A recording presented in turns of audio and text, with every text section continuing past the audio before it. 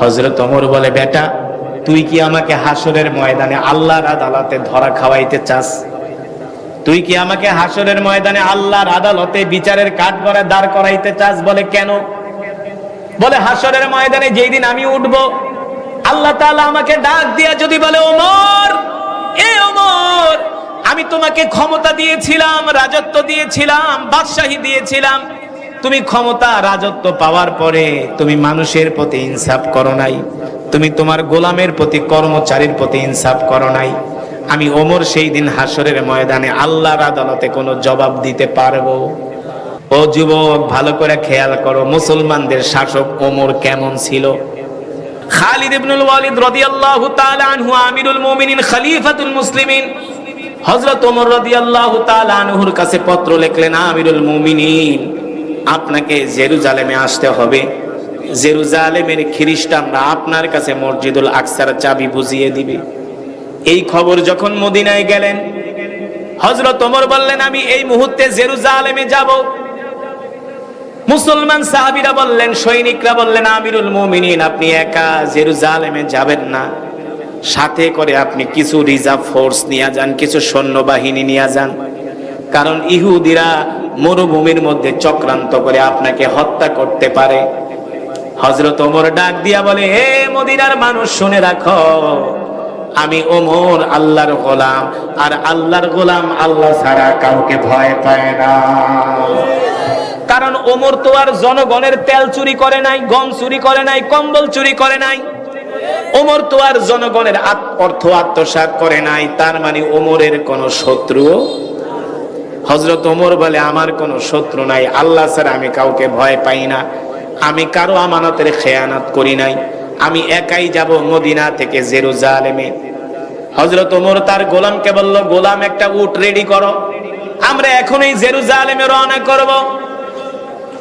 হযরত ওমরের গোলাম আমিরুল মুমিনিনের জন্য একটা উট রেডি করলেন। উট রেডি করে আমিরুল মুমিনিন, খলিফাতুল মুসলিমিন হযরত ওমর সহ দুইজন জেরুজালেমের দিকে রওনা করলেন। ও যুবক, ভালো করে খেয়াল করো, মুসলমানদের শাসক ওমর কেমন ছিল, কেমন চরিত্রের অধিকারী ছিলেন ওমর, কেমন ইনসাফপূর্ণ শাসক ছিলেন ওমর। হযরত ওমর উটের পিঠে বসে আছেন, তার গোলাম উটের লাগাম টানতেছে। উটের লাগাম টানতে টানতে মদিনা থেকে জেরুজালেমের দিকে যাচ্ছে। সকালবেলা যাত্রা শুরু করছে, আস্তে আস্তে করে রোদ্রের তাপ বাড়তেছে। এমনিতেই আরবের গরম, প্রচন্ড গরম, আবার হলো মরুভূমির বালু। যখন রোদ্রের তাপ বেড়ে যায়, মরুভূমির বালুগুলো আরো গরম হয়ে যায়, ঠিক না? ওই গরম বালুর ভিতরে হাঁটলে পা ঠসকা পড়ে যায়, শরীরে গরমে ঠসকা পড়ে যায়, ঘাম ঝরতে থাকে, পানি বের হতে থাকে শরীর থেকে বৃষ্টির মতো। হযরত ওমর তাকায় দেখেন, তার গোলামের শরীর থেকে টপ টপ করে ঘাম ঝরতেছে, তার গোলামের শরীর থেকে টপ টপ করে ঘাম ঝরতেছে। হযরত ওমর রাদিয়াল্লাহু তাআলা আনহু তার গোলামকে ডাক দিয়া বললেন, ইয়া গোলাম, কিফ, দাঁড়াও, দাঁড়ায় যাও। হযরত ওমরের গোলাম দাঁড়ায় গেল। হযরত ওমর উটের পিঠ থেকে লাফ দিয়া জমিনে নেমে গেলেন। এবার নিজের হাত দিয়া গোলামের ঘামগুলো কপাল থেকে পরিষ্কার করে দিচ্ছেন। নিজের জামা মোবারক দিয়া হযরত ওমর তার গোলামের ঘামগুলো মুছে দিচ্ছেন। আরে একজন প্রেসিডেন্ট, একজন বাদশা, তার সামান্য একজন গোলামের ঘামগুলো মুছে দিচ্ছেন। সুবহানাল্লাহ করেন।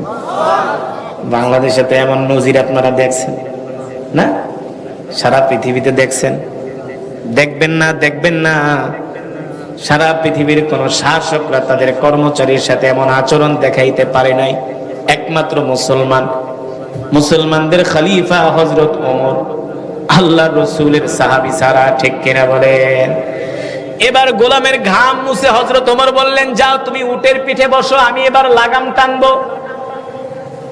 ও যুবক, একজন সাধারণ গোলামকে উটের পিঠে বসায়া অর্ধ জাহানের বাদশা ওমর এবার নিজে উটের লাগাম টানতেছে, আর গোলাম উটের পিঠে বসে আছে।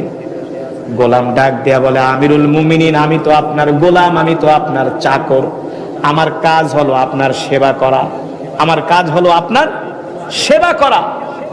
আমি না উটের লাগাম টানবো, আপনি কেন উটের লাগাম টানবেন? আপনি বসেন। হযরত ওমর বলেন, না না না, তুমি উটের লাগাম টানতে টানতে ঘামিয়ে গেছো, তোমার কষ্ট হচ্ছে, তুমি উটের পিঠে বসো, তুমি আরাম করো, আমি কিছুক্ষণ লাগাম টানি। এবার অর্ধ জাহানের বাদশাহ তার গোলামকে উটের পিঠে চড়ায়া হযরত ওমর নিজেই উটের লাগাম টানতেছে। হযরত ওমর নিজে উটের লাগাম টানতেছে। উটের লাগাম টানতে টানতে হযরত ওমরের শরীর থেকে ঘাম ঝরতে ঝরতে জামা ভিজে গেছে, গেঞ্জি ভিজে গেছে, হযরত ওমরের ঘাড় দিয়া ঘাম ঝরতেছে। এই দৃশ্য দেখে গোলাম সহ্য করতে পারলেন না, লাফ দিয়া উটের পিঠ থেকে নেমে বললেন, আমিরুল মুমিনিন, এবার আপনি উটের পিঠে বসেন। আবার হযরত ওমরকে উটের পিঠে বসায়া গোলাম লাগাম টানতেছে। এইভাবে লাগাম টানতে টানতে টানতে টানতে আবার যখন হযরত ওমর দেখলেন তার গোলাম ঘামিয়ে যাচ্ছেন, ঘর্মাক্ত হয়ে যাচ্ছেন, কষ্ট হচ্ছে, হযরত ওমর বললেন, গোলাম তুমি দাঁড়াও। এই কথা বলে হযরত ওমর উটের পিঠ থেকে নেমে গেলেন। উটের পিঠ থেকে নেমে হযরত ওমর তার গোলামকে বললেন, এবার তুমি উটের পিঠে বসো, এবার আমি লাগাম টানবো। হযরত ওমরের গোলাম বলে, আমিরুল মুমিনিন, ওই যে জেরুজালেম দেখা যায়, জেরুজালেমের মানুষগুলো আপনার জন্য দাঁড়ায় আছে, অভ্যর্থনা দেওয়ার জন্য, সংবর্ধনা দেওয়ার জন্য, আপনার জন্য লাল গালিচা বিছায়া দাঁড়ায় আছে। জেরুজালেমের প্রধান ফটক দেখা যায়, আমরা এখনই জেরুজালেমে ঢুকবো।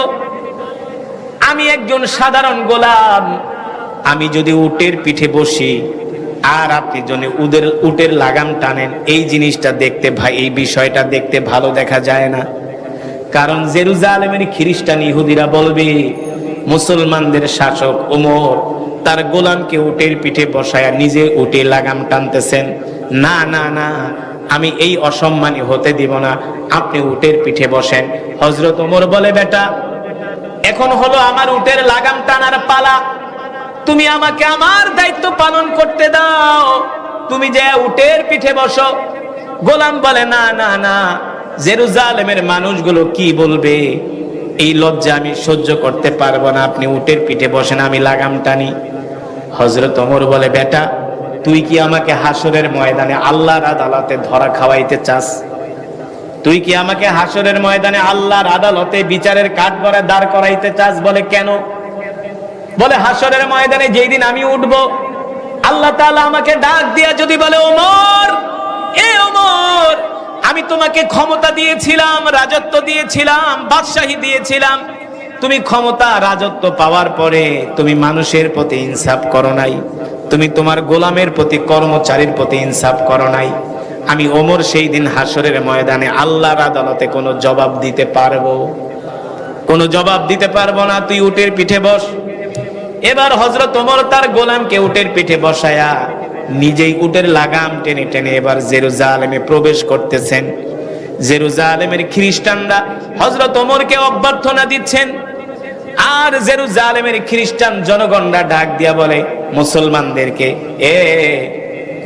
কে তোমাদের খলিফা? যিনি কিনা উটের পিঠে বসে আছে তিনি কি তোমাদের খলিফা?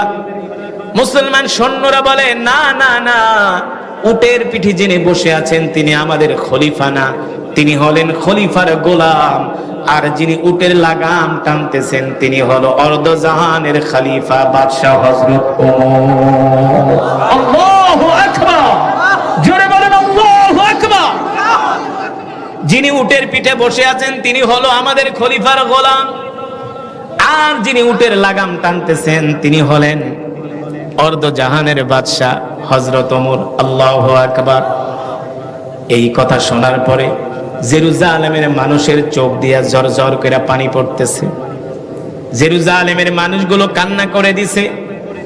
জেরুজালেমের মানুষগুলো বলে, বলো কি তোমাদের খলিফা এত ইনসাফগার? বলে, হ্যাঁ, তোমাদের খলিফা একজন সাধারণ গোলামকে উটের পিঠে বসায়া নিজে উটের লাগাম টানতেছে। আল্লাহু আকবার। এ মুসলমান সৈন্যরা, আসো আসো, তোমাদের খলিফাকে বলো, তোমাদের খলিফার হাতে আমরা এখন এই মসজিদুল আকসার চাবি বুঝাই দিতেছি। আল্লাহু আকবার। এবার হযরত ওমর রাদিয়াল্লাহু তাআলা আনহুর হাতে মসজিদুল আকসার চাবি বুঝাই দিলেন। আর জেরুজালেমের খ্রিস্টান ইহুদিরা বললেন, ওমর, আপনি একজন গোলামের প্রতি যেই ইনসাফ দেখাইছেন, যেই সুন্দর আচরণ করছেন, এই দৃশ্য দেখে আমরা বুঝতে পারছি আপনার মতো খলিফা শাসক যদি আমরা পাই, আমাদের ভাগ্যের পরিবর্তন হয়ে যাবে, আমাদের জীবন পরিবর্তন হয়ে যাবে। আজ থেকে আমরা আপনাকে শাসক মেনে নিলাম। বিনা যুদ্ধে এবার মসজিদুল আকসার চাবি হযরত ওমরের হাতে উঠায় দিলেন জেরুজালেমের খ্রিস্টানরা, বিনা রক্তপাতে। এবার যখন মসজিদুল আকসার চাবি বুঝায় দিলেন, হযরত ওমর রাদিয়াল্লাহু তাআলা আনহুর জন্য নৈশ ভোজের আয়োজন করলেন, খাবারের আয়োজন করলেন। বড় বড় খ্রিস্টান নেতাদের সাথে হযরত ওমর খাবার খাবেন। কিন্তু সমস্যা হলো, হযরত ওমর যেই জামাটা গায়ে দিয়ে গেছে মদিনা থেকে, ওই জামার মধ্যে 100টা তালি। কয়টা তালি? এমন ছিঁড়া ছিঁড়ছে, ওই জামার মধ্যে আর তালি দেওয়া, রিপু করার মতো কোনো জায়গা নেই, এত ছিঁড়া ছিঁড়ছে। একজন মুসলিম সৈন্য এসে বলে, আমিরুল মুমিনিন, আপনি কিছু মনে করবেন না, আমরা আপনার জন্য একটা নতুন জামার ব্যবস্থা করছি। আপনি এখন নৈশভোজে যাবেন, খ্রিস্টানদের বড় বড় নেতারা সেখানে থাকবে। আপনার গায়ে যেই জামা, এটা ছিঁড়া জামা, আপনি একটা নতুন জামা পরে খাবারের অনুষ্ঠানে আপনি অ্যাটেন্ড করেন, উপস্থিত হন। এই কথা বলার পরে হযরত ওমর চোখ গরম কইরা ওই সৈন্যকে একটা ধমক দিলেন, এই, তোমার এত বড় সাহস, তুমি আমাকে আমার পরিধেয় বস্ত্র ছিঁড়া থাকার কারণে, তালি দেওয়ার কারণে তুমি ছিঁড়া জামা আমাকে খুলতে বলছো? ওই ইহুদি খ্রিস্টানদের সাথে আমি খাবারে অংশগ্রহণ করব, ওদেরকে দেখানোর জন্য কি আমি নতুন জামা পরবো নাকি? আরে ছিঁড়া জামা তো আমার কলিজার টুকরা নবী পরেছেন, ঠিক কিনা বলেন? কোন ইহুদি খ্রিস্টানের জন্য আমি আমার পোশাক পরিবর্তন করতে পারবো না। আমি নবী মুহাম্মদের সৈনিক। হযরত ওমর ওই ছিঁড়া জামা পরেই খ্রিস্টান নেতাদের সাথে খাবারে অংশগ্রহণ করলেন। শুধু অংশগ্রহণ করেন নাই, হযরত ওমর যখন জেরুজালেমে প্রবেশ করলেন, হযরত ওমর নামাজ আদায় করবে। কি আদায় করবে? নামাজ আদায় করবে। সেখানে অনেকগুলো মূর্তি ছিল। হযরত ওমর চাইলে ওই মূর্তিগুলোর সাথে সাথে ভাঙ্গা ফেলাইতে পারতেন। হযরত ওমর বলে, তো আমি তোমাদেরকে সময় দিচ্ছি, তোমরা নিজের এই মূর্তিগুলো এখান থেকে অপসারণ করবা, আপাতত তোমরা মূর্তিগুলো ঢেকে দাও। কাপড় দিয়ে ঢেকে দেওয়া হলো। হযরত ওমর সালাত আদায় করলেন। হযরত ওমর সালাত আদায় করলেন। ওই সময় যদি হযরত ওমর এই মূর্তিগুলো ভেঙে ফেলতেন, তাদের ধর্মীয় অনুভূতিতে যদি আঘাত করতেন, তাদের কিছুই করার ছিল না। এর নামই হলো মুসলমান, এর নামই হলো ইসলাম। ইন্নাদ-দীন ইনদাল্লাহিল ইসলাম। এই পৃথিবীর জমিনে একমাত্র শান্তির ধর্ম, মুক্তির ধর্ম, মানবতার ধর্মের নাম হলো ইসলাম। হযরত ওমর কেমন খলিফা ছিলেন, কেমন শাসক ছিলেন? হযরত ওমর যেই দিন খেলাফতের দায়িত্ব নেন, মদিনার মসজিদে দাঁড়ায় বলছিলেন, আমার ওমরের জামানায় আমার খেলাফতের প্রতিষ্ঠা, আমার খেলাফত কালে আমার এই রাজ্যের মধ্যে যদি একটা কুকুরও না খেয়ে মরে, ওমরকে কাল হাসরের ময়দানে আল্লাহর আদালতে জবাব দিতে হবে। কেমন ছিলেন হযরত ওমর? কেমন ছিলেন মুসলমানদের শাসক? হযরত ওমর নিজের মাথায় আটার বস্তা নিয়ে জনগণের ঘরে, বিধবার ঘরে আটার বস্তা পাঠিয়ে দিয়েছেন, ঠিক কিনা বলেন? হযরত ওমর নিজের মাথায় বহন করে বিধবার ঘরে আটার বস্তা নিয়ে নিজের হাতে রুটি বানায়া এতিম শিশুদের মুখে খাবার তুলে দিয়েছেন। হযরত ওমর কোনোদিন তাহাজ্জুদের নামাজ কাজা করতেন না, কোনোদিন তাহাজ্জুদের নামাজ ছেড়ে দেয় নাই হযরত ওমর। আল্লাহু আকবার। যাকে বলা হয় মেজাজে ওহী। আল্লাহর নবী একদিন ঘর থেকে বের হলেন, রাত 2টা বাজে। আল্লাহর নবী আজকে পরীক্ষা করবে যে হযরত ওমর রাত্রবেলা নাক ডেকে ঘুমায় নাকি আল্লাহর ইবাদত করে। এটা পরীক্ষা করার জন্য আল্লাহর নবী ঘর থেকে বের হয়েছে। আল্লাহর নবী বলেন, আমি হযরত ওমরের বাড়ির দিকে যাচ্ছি, ওমরের বাড়ির দিকে যাচ্ছি। আমি ওমরকে পরীক্ষা করব আজকে যে ওমর ঘুমায় নাকি আল্লাহর ইবাদতে রাত্রবেলা কাটায় দেয়। আমি ওমরের ঘর পর্যন্ত পৌঁছাতে পারলাম না। দেখি ওমরের ঘরে যাওয়ার আগ থেকেই অনেক দূর থেকে রাত 2টা বাজে হযরত ওমরের কণ্ঠে কোরআনুল কারীমের তেলাওয়াতের আওয়াজ ভেসে আসছে। কেমন শাসক ছিলেন হযরত ওমর। আর আমরা যাদেরকে শাসক নির্বাচন করি ওরা সূরা ফাতিহাই পড়তে পারে না। কথা না, ওযুর কয়টা ফরজ এটা ওরা ঠিক মতো বলতে পারে না। তো শান্তি কিভাবে আসবে? শান্তি কোত্থেকে আসবে? যদি আমরা মুসলমানরা অমর নেতা নির্বাচন করতে পারতাম, মুসলমানদের কপাল খুলে যেত, মুসলমানদের ভাগ্যের পরিবর্তন হতো। আল্লাহ তাআলা কোরআনুল কারীমের মধ্যে বলছেন, ওয়াদাল্লাহুল লাযীনা আমানু মিনকুম ওয়া আমিলুস সালিহাতি লা ইস্তাখলিফান্নাহুম ফিল আরদ কামা ইস্তাখলাফাল লাযীনা মিন ক্বাবলিহিম। আল্লাহ রাব্বুল আলামিন বলেন, আমি আল্লাহ তোমাদেরকে যেই কোরআন দিছি, এই কোরআন দিয়া যদি তোমরা রাষ্ট্র পরিচালনা করতা, সমাজ ব্যবস্থা করতা, আমি আল্লাহ মাটির নিচ থেকে তোমাদের জন্য বরকত বের করে দিতাম। হযরত ওমরেরা কোরআন দিয়া রাষ্ট্র পরিচালনা করেছিলেন। এই কারণে ইহুদি খ্রিস্টানরা মুসলমান শাসকদেরকে ভয় পেত। হযরত ওমরকে দেখলে ইবলিস শয়তান পর্যন্ত ভয় পেত। বর্তমানের মুসলমান শাসকদেরকে ইবলিস শয়তান দেখলে কয়, আমি আর কি বড় শয়তান, তুই তো আমার চেয়ে বড় শয়তান। ঠিক কিনা বলে? এবার আসেন যুবকরা, হযরত ওমর কিভাবে মসজিদুল আকসাকে মুক্ত করলো খ্রিস্টানদের হাত থেকে। আমিরুল মুমিনিন খলিফাতুল মুসলিমিন হযরত ওমর 10,000 সৈন্য প্রেরণ করলেন খালিদ বিন ওয়ালিদের নেতৃত্বে মসজিদুল আকসাকে মুক্ত করার জন্য। কয় হাজার সৈন্য? 10,000। হযরত ওমর 10,000 সৈন্য প্রেরণ করলেন জেরুজালেমে, যাও আমাদের প্রথম কিবলা মসজিদুল আকসাকে মুক্ত করে নিয়ে আসো খ্রিস্টানদের হাত থেকে। খালিদ ইবনুল ওয়ালিদ 10,000 সৈন্য নিয়ে জেরুজালেমে গেলেন। জেরুজালেমে গিয়ে তিনি পুরা জেরুজালেমটাকে অবরোধ করলেন, চতুর্দিক ঘিরে ফেললেন। কি করছে? 10,000 সৈন্য ঘিরে ফেলেছে। 10,000 অশ্বারোহী বাহিনী যখন জেরুজালেম ঘিরে ফেললেন, খালিদ ইবনুল ওয়ালিদ খ্রিস্টান নেতাদের কাছে পত্র লিখলেন, এই আমরা ওমরের বাহিনী, আমরা মুহাম্মদের বাহিনী মদিনা থেকে আসছি মসজিদুল আকসা মুক্ত করার জন্য। আমরা জেরুজালেমকে অবরোধ করেছি, চতুর্পাশ ঘিরে ফেলেছি। তোরা কি আমাদের হাতে মসজিদুল আকসা ফিরাইয়া দিবি নাকি মাইর খাবি? বুঝেন নাই? Direct action. মসজিদুল আকসা কি ফিরাইয়া দিবি নাকি আমাদের তরবারির আঘাত খাবি? কোনটা করবি বল? আমরা 10,000 সৈন্য প্রস্তুতি নিয়ে আসছি। একজন সৈন্য বেঁচে থাকা সত্ত্বেও আমরা মসজিদুল আকসা মুক্ত না করে জেরুজালেম থেকে যাব না। এই হুঙ্কার পেয়ে কাফেররা ভয় পেয়ে গেল।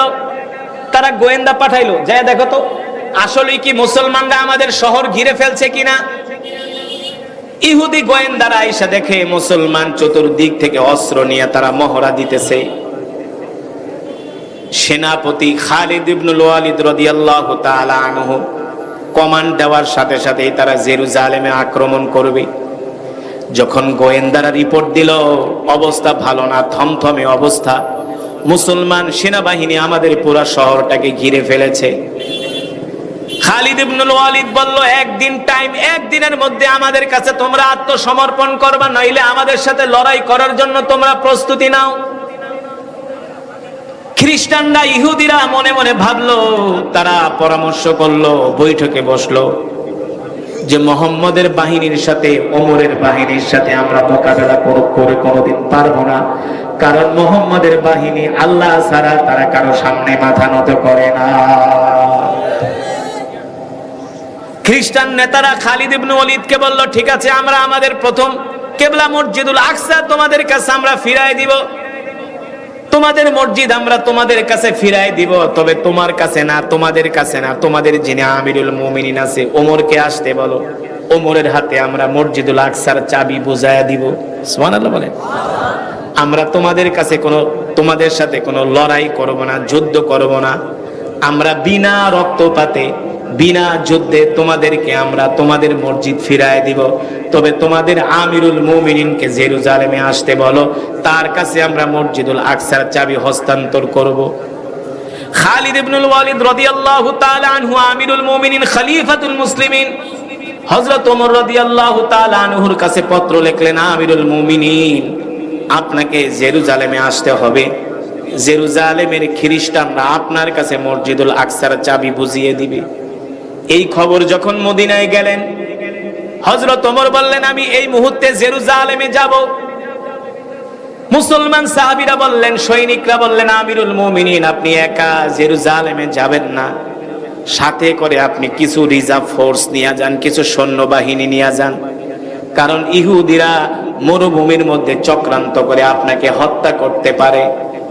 হযরত ওমর ডাক দিয়া বলে, হে মদিনার মানুষ শুনে রাখো, আমি ওমর আল্লাহর গোলাম, আর আল্লাহর গোলাম আল্লাহ ছাড়া কাউকে ভয় পায় না।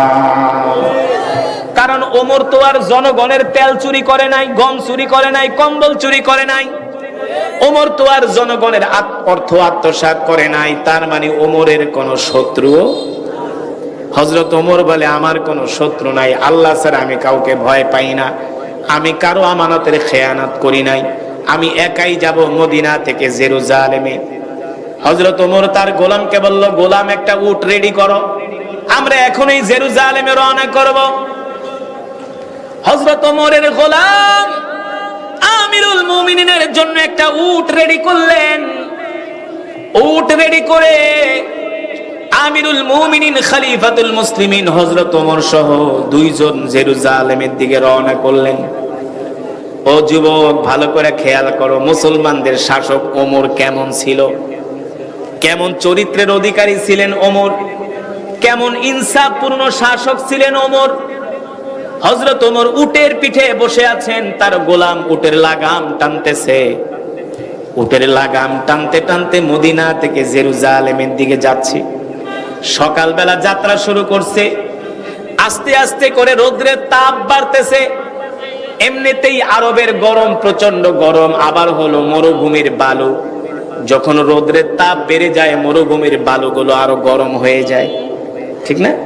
ওই গরম বালুর ভিতরে হাঁটলে পা ঠোসকা পড়ে যায়, শরীরে গরমে ঠোসকা পড়ে যায়, ঘাম ঝরতে থাকে, পানি বের হতে থাকে শরীর থেকে বৃষ্টির মতো। হযরত ওমর তাকায় দেখেন তার গোলামের শরীর থেকে টপ টপ করে ঘাম ঝরতেছে, তার গোলামের শরীর থেকে টপ টপ করে ঘাম ঝরতেছে। হযরত ওমর রাদিয়াল্লাহু তাআলা আনহু তার গোলামকে ডাক দিয়া বললেন, ইয়া গোলাম কিফ, দাঁড়াও, দাঁড়ায় যাও। হযরত ওমরের গোলাম দাঁড়ায় গেল। হযরত ওমর উটের পিঠ থেকে লাফ দিয়া জমিনে নেমে গেলেন। এবার নিজের হাত দিয়া গোলামের ঘামগুলো কপাল থেকে পরিষ্কার করে দিচ্ছেন। নিজের জামা মোবারক দিয়া হযরত ওমর তার গোলামের ঘামগুলো মুছে দিচ্ছেন। আরে একজন প্রেসিডেন্ট, একজন বাদশা তার সামান্য একজন গোলামের ঘামগুলো মুছে দিচ্ছেন। সুবহানাল্লাহ করেন। বাংলাদেশে তো এমন নজির আপনারা দেখছেন না, সারা পৃথিবীতে দেখছেন, দেখবেন না, দেখবেন না। সারা পৃথিবীর কোন শাসকরা তাদের কর্মচারীর সাথে এমন আচরণ দেখাইতে পারে নাই, একমাত্র মুসলমানদের খলিফা হযরত ওমর, আল্লাহ রসুলের সাহাবী ছাড়া, ঠিক কিনা বলেন? এবার গোলামের ঘাম মুছে হযরত ওমর বললেন, যাও তুমি উটের পিঠে বসো, আমি এবার লাগাম টানবো। ও যুবক, একজন সাধারণ গোলামকে উটের পিঠে বসায়া অর্ধ জাহানের বাদশা ওমর এবার নিজে উটের লাগাম টানতেছে, আর গোলাম উটের পিঠে বসে আছে। গোলাম ডাক দেয়া বলে, আমিরুল মুমিনিন, আমি তো আপনার গোলাম, আমি তো আপনার চাকর, আমার কাজ হলো আপনার সেবা করা, আমার কাজ হলো আপনার সেবা করা। আমি না উটের লাগাম টানবো, আপনি কেন উটের লাগাম টানবেন? আপনি বসেন। হযরত ওমর বলেন, না না না, তুমি উটের লাগাম টানতে টানতে ঘামিয়ে গেছো, তোমার কষ্ট হচ্ছে, তুমি উটের পিঠে বসো, তুমি আরাম করো, আমি কিছুক্ষণ লাগাম টানি। এবার অর্ধ জাহানের বাদশাহ তার গোলামকে উটের পিঠে চড়ায়া হযরত ওমর নিজেই উটের লাগাম টানতেছে। হযরত ওমর নিজে উটের লাগাম টানতেছে। উটের লাগাম টানতে টানতে হযরত ওমরের শরীর থেকে ঘাম ঝরতে ঝরতে জামা ভিজে গেছে, গেঞ্জি ভিজে গেছে, হযরত ওমরের ঘাড় দিয়া ঘাম ঝরতেছে। এই দৃশ্য দেখে গোলাম সহ্য করতে পারলেন না, লাফ দিয়া উটের পিঠ থেকে নেমে বললেন, আমিরুল মুমিনিন, এবার আপনি উটের পিঠে বসেন। আবার হযরত ওমরকে উটের পিঠে বসায়া গোলাম লাগাম টানতেছে। এইভাবে লাগাম টানতে টানতে টানতে টানতে আবার যখন হযরত ওমর দেখলেন তার গোলাম ঘামিয়ে যাচ্ছেন, ঘর্মাক্ত হয়ে যাচ্ছেন, কষ্ট হচ্ছে, হযরত ওমর বললেন, গোলাম তুমি দাঁড়াও। এই কথা বলে হযরত ওমর উটের পিঠ থেকে নেমে গেলেন। উটের পিঠ থেকে নেমে হযরত ওমর তার গোলামকে বললেন, এবার তুমি উটের পিঠে বসো, এবার আমি লাগাম টানবো। হযরত ওমরের গোলাম বলে, আমিরুল মুমিনিন, ওই যে জেরুজালেম দেখা যায়, জেরুজালেমের মানুষগুলো আপনার জন্য দাঁড়ায় আছে, অভ্যর্থনা দেওয়ার জন্য, সংবর্ধনা দেওয়ার জন্য, আপনার জন্য লাল গালিচা বিছায়া দাঁড়ায় আছে। জেরুজালেমের প্রধান ফটক দেখা যায়। আমরা এখনই জেরুজালেমে ঢুকবো। আমি একজন সাধারণ গোলাম, আমি যদি উটের পিঠে বসি আর আপনি যদি উটের লাগাম টানেন, এই জিনিসটা দেখতে এই বিষয়টা দেখতে ভালো দেখা যায় না। কারণ জেরুজালেমের খ্রিস্টান ইহুদিরা বলবে, মুসলমানদের শাসক ওমর তার গোলামকে উটের পিঠে বসায়া নিজে উটে লাগাম টানতেছেন। না না না, আমি এই অসম্মানী হতে দিব না, আপনি উটের পিঠে বসেন। হযরত ওমর বলে, বেটা, এখন হলো আমার উটের লাগাম টানার পালা, তুমি আমাকে আমার দায়িত্ব পালন করতে দাও, তুমি যে উটের পিঠে বসো। গোলাম বলে, না না না, জেরুজালেমের মানুষগুলো কি বলবে, এই লজ্জা আমি সহ্য করতে পারবো না, আপনি উটের পিঠে বসেন, আমি লাগাম টানি। হযরত ওমর বলে, বেটা, তুই কি আমাকে হাসরের ময়দানে আল্লাহর আদালতে ধরা খাওয়াইতে চাস? তুই কি আমাকে হাসরের ময়দানে আল্লাহর আদালতে বিচারের কাঠগড়ায় দাঁড় করাইতে চাস? বলে, কেন? বলে, হাসরের ময়দানে যেই দিন আমি উঠব, আল্লাহ তাআলা আমাকে ডাক দিয়া যদি বলে, ওমর, এ ওমর, আমি তোমাকে ক্ষমতা দিয়েছিলাম, রাজত্ব দিয়েছিলাম, বাদশাহী দিয়েছিলাম, তুমি ক্ষমতা রাজত্ব পাওয়ার পরে তুমি মানুষের প্রতি ইনসাফ করো নাই, তুমি তোমার গোলামের প্রতি, কর্মচারীর প্রতি ইনসাফ করো নাই। আমি ওমর সেই দিন হাসরের ময়দানে আল্লাহর আদালতে কোনো জবাব দিতে পারবো? কোনো জবাব দিতে পারবো না, তুই উটের পিঠে বস। এবার হযরত ওমর তার গোলামকে উটের পিঠে বসায়া নিজেই উটের লাগাম টেনে টেনে এবার জেরুজালেমে প্রবেশ করতেছেন। জেরুজালেমের খ্রিস্টানরা হযরত ওমরকে অভ্যর্থনা দিচ্ছেন, আর জেরুজালেমের খ্রিস্টান জনগণরা ডাক দিয়া বলে মুসলমানদেরকে, কে তোমাদের খলিফা? যিনি কিনা উটের পিঠে বসে আছে তিনি কি তোমাদের খলিফা?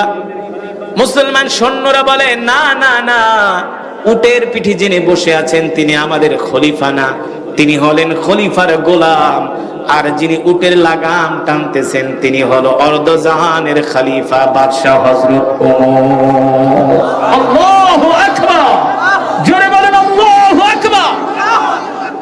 যিনি উটের পিঠে বসে আছেন তিনি হলো আমাদের খলিফার গোলাম, আর যিনি উটের লাগাম টানতেছেন তিনি হলেন অর্ধজাহানের বাদশাহ হযরত ওমর। আল্লাহু আকবার।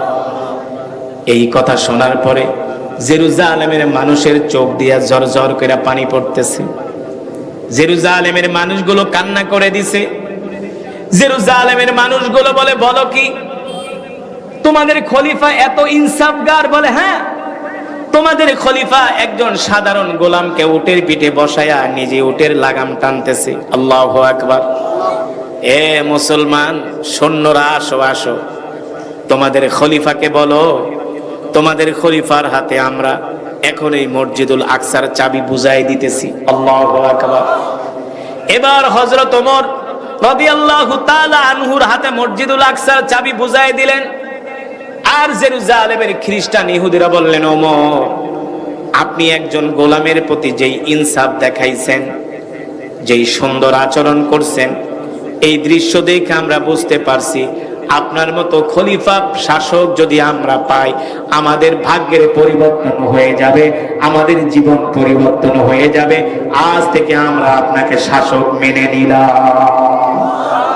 বিনা যুদ্ধে এবার মসজিদুল আকসার চাবি হযরত ওমরের হাতে উঠায় দিলেন জেরুজালেমের খ্রিস্টানরা, বিনা রক্তপাতে। এবার যখন মসজিদুল আকসার চাবি বুঝায় দিলেন, হযরত ওমর রাদিয়াল্লাহু তাআলা আনহুর জন্য নৈশ ভোজের আয়োজন করলেন, খাবারের আয়োজন করলেন। বড় বড় খ্রিস্টান নেতাদের সাথে হযরত ওমর খাবার খাবেন।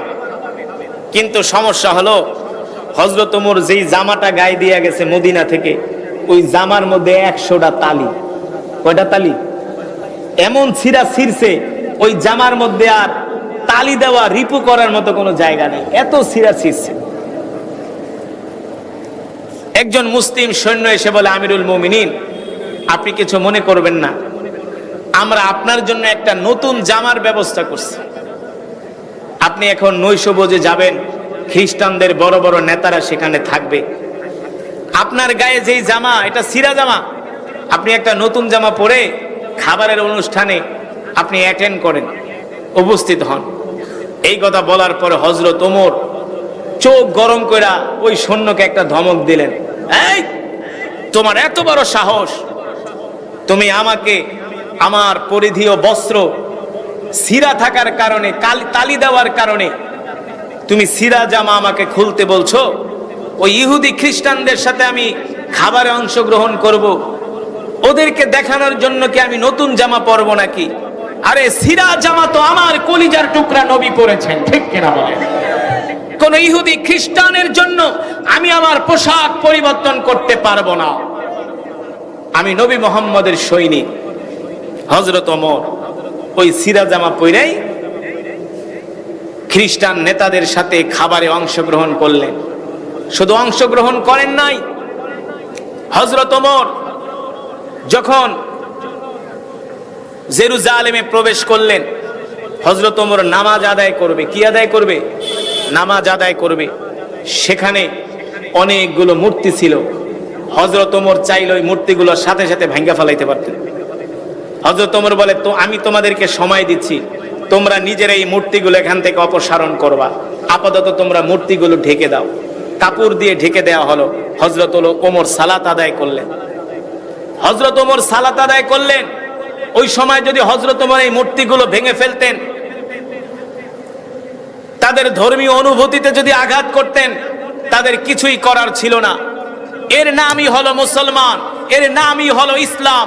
ইন্নাদ দীনা ইনদাল্লাহিল ইসলাম। এই পৃথিবীর জমিনে একমাত্র শান্তির ধর্ম, মুক্তির ধর্ম, মানবতার ধর্মের নাম হলো ইসলাম। এই বাংলাদেশে আমরা হিন্দু, মুসলমান, বৌদ্ধ, খ্রিস্টান শত শত বছর ধরে আমরা একসাথে বসবাস করি। কেউ বলতে পারবে না আমরা কোনোদিন হিন্দুদের কোনো মন্দিরে একটা ঢিল ছুঁড়েছি। যদি কেউ ঢিল ছুঁড়ে থাকে, সেটা হলো রাজনৈতিক কারণে, ঠিক কিনা বলে?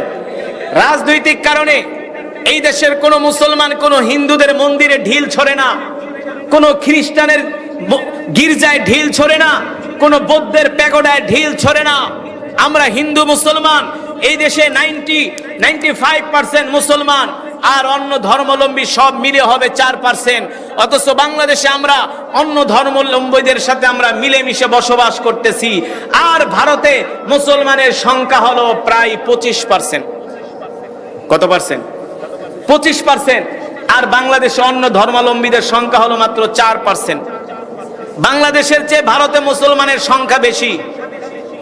অথচ ভারতের 25% মুসলমানকে ভারতের হিন্দুরা সহ্য করতে পারে না। তাদের মসজিদগুলো ভেঙে দেওয়া হচ্ছে, মাদ্রাসাগুলো ভেঙে দেওয়া হচ্ছে। তারা ওয়াকফ আইন করে মুসলমানদের সম্পত্তিগুলো দখল করার চক্রান্ত করতেছে। কারণ হলো এটাই প্রমাণ হয়েছে, এই পৃথিবীর জমিনে একমাত্র শান্তির ধর্ম থাকলে ইসলামই আছে। ইসলাম ছাড়া অন্য কোন ধর্মের মধ্যে শান্তি নাই, ইসলাম ছাড়া অন্য কোন ধর্মের মধ্যে মুক্তি নাই, ঠিক কিনা বলেন? আল-ইয়াওমা আকমালতু লাকুম দীনাকুম ওয়া আতমামতু আলাইকুম নি'মাতি ওয়া রাদিতু লাকুমুল ইসলাম দীনা। একমাত্র কমপ্লিট জীবন ব্যবস্থার নাম হলো ইসলাম। এই পৃথিবীর জমিনে শান্তি প্রতিষ্ঠা করার ধর্মের নাম হলো ইসলাম। এই কারণে যুবক, আসো, আমরা সুযোগ পেয়েছি, আল্লাহ আমাদেরকে সুযোগ করে দিয়েছেন। এই সুযোগে আমরা বাংলার জমিনে আল্লাহর কোরআনের রাজ কায়েম করব, ঠিক কিনা বলেন? রাজি আছেন? যদি মুখে মুখে বলেন রাজি আছেন, অন্তরে যদি বলেন না, তাহলে কিন্তু মুনাফিক হয়ে যাবেন। আমাদের প্রথম কিবলার নাম হলো মসজিদুল আকসা। বাংলাদেশের ম্যাক্সিমাম যুবক জানে না আমাদের প্রথম কিবলা কোনটা, আমাদের প্রথম মসজিদ কোনটা।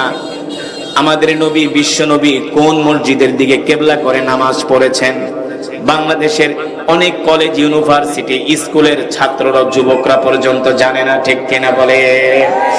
অথচ মুসলমানের প্রথম কিবলা হলো মসজিদুল আকসা। এই মসজিদুল আকসার দিকে কিবলা করে আমার নবী 17 মাস নামাজ পড়েছেন। কত মাস? আরো জোরে বলেন, কত মাস? قد نرى تقلب وجهك في السماء فلنولينك قبلة ترضاها فول وجهك شطر المسجد الحرام وحيثما كنتم فولوا وجوهكم شطرا। আল্লাহ নবী নামাজে দাঁড়িয়েছেন মসজিদুল আকসার দিকে কিবলা করে। আল্লাহর নবীর দিলের তামান্না হলো আল্লাহ তাআলা কখন নবীকে কিবলা পরিবর্তন করতে বলবে, কখন আল্লাহর নবীকে আল্লাহ তাআলা হারামের দিকে কিবলা করে নামাজ পড়তে বলবে। আল্লাহ নবী 2 রাকাত নামাজ আদায় করলেন মসজিদুল আকসার দিকে কিবলা করে। 2 রাকাত নামাজ আদায় করার পরে জিবরাইল এসে বললেন, ওগো আল্লাহর নবী, আল্লাহ তাআলা আপনার মনের আশা পূর্ণ করেছেন, আপনার মনের তামান্না পূর্ণ করেছেন। 2 রাকাত সালাত আপনি মসজিদুল আকসার দিকে কিবলা করে নামাজ পড়েছেন। আল্লাহ আপনাকে নির্দেশ দিয়েছেন আপনি বাকি 2 রাকাত নামাজ হারামের দিকে কিবলা করে নামাজ শেষ করে দেন। আল্লাহু আকবার। আল্লাহর নবী নামাজের ইমামতি করছেন, পিছনে শত শত সাহাবায়ে কেরাম আল্লাহর নবীর পিছনে নামাজ পড়তেছে। যুবক, ভালো করে কথাগুলো খেয়াল করো। আজকে তো আমরা আলেম ওলামাদেরকে মানি না, আজকে আমরা ধার্মিক মুসলমানদেরকে মানি না, আজকে আমরা পীর বুজুর্গদেরকে মানি না। অথচ আল্লাহ রাসূল বলেছেন, ইন্নাল উলামা ওয়ারাসাতুল আম্বিয়া, উলামায়ে কেরাম হলো নবীর ওয়ারিস, ঠিক কিনা বলে? আল্লাহ নবী বলেছেন, উম্মত, আমার ইন্তেকালের পরে তোমরা আলেমদেরকে অনুসরণ করবা, জাহেলদেরকে না। কথা বলেন, আলেমদেরকে অনুসরণ করবা। কাদেরকে? এই সমাজের নেতৃত্ব দিবে আলেমরা, কারণ আলেমরাই হলো নবীর ওয়ারিস। আলেমরা যদি ক্ষমতার মসনদে বসে, তারা গম চুরি করবে না, তেল চুরি করবে না, তারা আলকাতরা চুরি করে খাবে না, ঠিক কিনা বলে? ঠিক কিনা বলে? এই যে আপনাদের সাতক্ষীরা থেকে যে রাস্তাটা আসছে এত ভাঙ্গা না, অথচ এই রাস্তার জন্য যেই টাকা টেন্ডার হয়েছে, যে দেখেন ওই টেন্ডারের 2 ভাগ টাকা আগেই খেয়ে ফেলেছে। এমনকি আলকাতরা পর্যন্ত বেচা খাইছে।